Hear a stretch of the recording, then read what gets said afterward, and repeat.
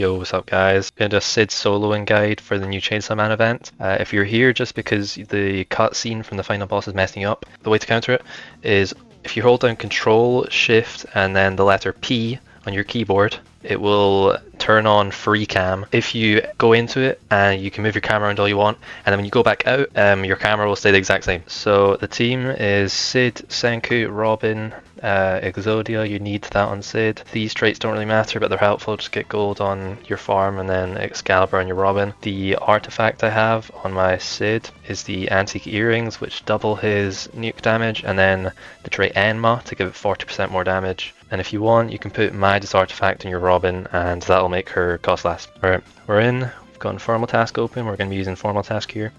If you don't know how to set this up, my Jujutsu Kaisen video on the Jujutsu Kaisen event shows how to set this up and download and everything. So if you don't have it, go and check that out. It's just tiny task, but a lot better. Has webhooks and no delay. So we're going to start. Control R to start, retry. By the way, for the first game you go in, just manually play it and win. In that game, turn on your ability manager and your unit manager so they're just open for the next game, so you don't have to open them in your macro, because if you did, it'll just break, and every second game it'll open it and it just won't work. So open it in your first game before you start the macro. Start off, we're just upgrading farms to upgrade 3. Max out our Robin, and then Sid will solo. And you need Sid to solo. If he doesn't solo, then he won't build up his atomic stacks, which basically can just double his nuke damage. So you do not want to bring anything that can steal his kills. Like, don't bring your Sukuna or Pucci or whatever. You don't need it, so don't bring it. Just let Sid solo, and then you can build up.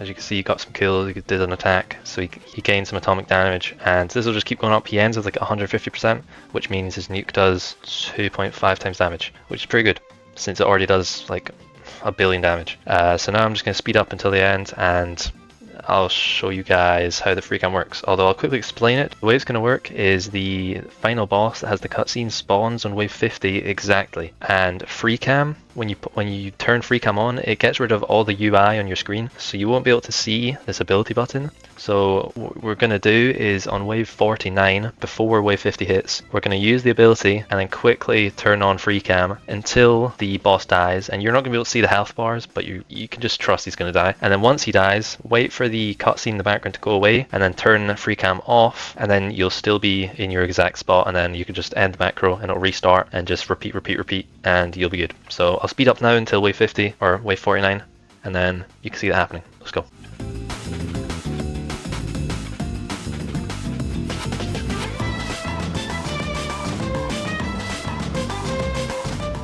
Alright, I messed up the last one, so I had to go into another one to show this, but I just want to make sure you guys know.